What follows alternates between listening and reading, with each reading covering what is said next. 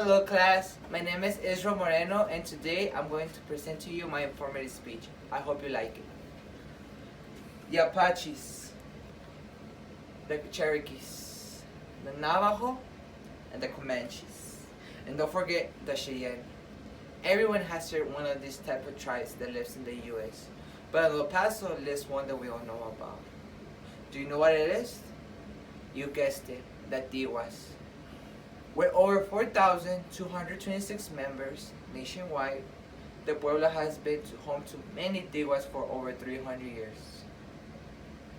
According to the Tigua Indians of Texas, written by R. Edward Moore, one thing that distinguishes the Tiguas from the rest of the other tribes is the houses they live in, which are called pueblos. Hundreds of Indians live in the same pueblo. The housings were made up to 4 stories high, which is interesting to know. The material they used to build adobe houses were rocks and mud. That's it. They built the walls with rock first, and they used mud to cover it, making it an adobe house, which they call it adobe brick construction. The roof, on the other hand, was made by large logs on top of the walls, which then they put mud in it, making it easy to dry up due to the hot climate that the Southwest has to offer.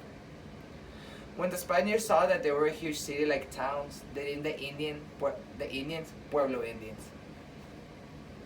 According to the El Paso Mission Trail web page, the Tiguas have been living here in El Paso since 1680, after the Pueblo Revolt of 1689. Which, another fact, they were settled in New Mexico, where the Pueblo Isleta, with an I, is close to Albuquerque. That's where Isleta is located over there. When the Tiguas left their land over there in New Mexico due to the drought, they were captured by the Spaniards in the year 1682, which they were forced to walk for over 400 miles down to where El Paso is now located. That's pretty sad. That same year, in 1682, the Tiguas built the Isleta Mission, which is located in Alameda and Zaragoza, which they named it Corpus Christi de la Isleta, with a Y. The mission is considered to be one of the oldest missions that is established in the state of Texas. That same year, in 1682, the Tiguas' idea of a temporary settlement changed when Chief Cacique Juan Moro and War Captain Bartolo Piqué founded the Isleta del Sur Pueblo, which the Tigua settlement was permanent. In the year 1740, there was a disastrous flood in which the mission was washed away, in which they built it in 4 years. In 1844, another flood occurred and the mission got destroyed. But in this time, the church was building in higher ground so that next time it wouldn't get destroyed. During the 60s, the state of Texas recognized the Tiguas as a Native American tribe and sovereign nation, which there are only the Pueblo tribe in the state of Texas, by being one of the only 3 tribes in Texas. According to the Isleta del Sur Pueblo, during the Spanish settlement from 1598 through 1680, the relationship between both people was strained, which actually brought fierce oppression to all the Tiguas. Like I talked in the beginning of the speech, they used to be located in New Mexico, but after the Tiguas revolted to the Spaniards, which caused the Tiguas to relocate to West Texas, which is nowadays Isleta del Sur Pueblo. The Tiguas back in the day were farmers who raised wheat, corn, cattle, and horses. The men usually hunted for deer,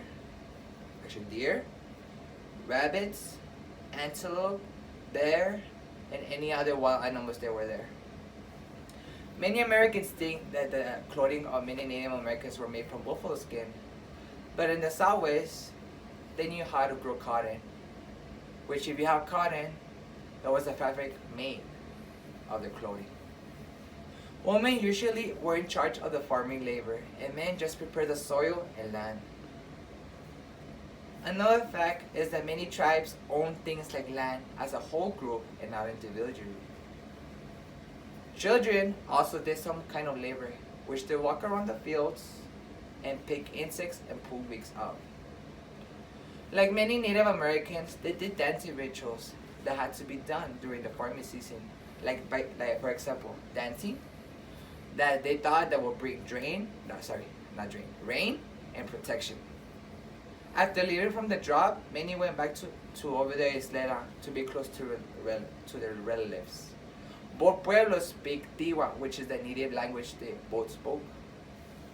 Also, the Tiguas were the ones who built the mission in Isleta that is located right now in today's state.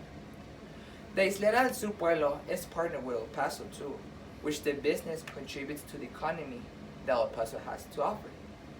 The pueblo also owns the tribal government, which gives employment for members of the tribes and non-members of the tribe, where actually 30% of those are from the Isleta del Sur Pueblo members.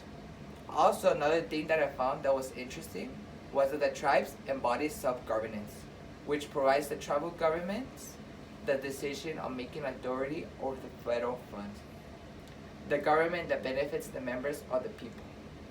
Another fact about the Tiguas is in the outfit they wear. According to the picture of the Tiguas by Whibley, the clothing men they usually wear short branch clothes that are similar to the kilt that the Irishman wears. The women wear knee-length dresses that are called mantas, which are the fabric only hold from the right part of the shoulder and the lip part was bare. Both men and women wore the same shoes, which are deerskin moccasins of their feet. During the dances and rituals, only women painted the moccasins white and wrapped white strips of deerskin that are called pute or putsi around the shins and the leggings. During the 1900s, the women started wearing blouses or shirts underneath their mantas, which the rest of the people missioning thought that the style wasn't passable, so they had to wear it. In conclusion, I can only tell you that the culture of the Tiguas changed throughout the years. Because of the culture changes, they had to adapt. By moving down from their home place in New Mexico, they created an awesome pueblo here in West Texas, which many tourists visit them because of their beautiful culture and art. That concludes my speech, and I hope you like it. Thank you.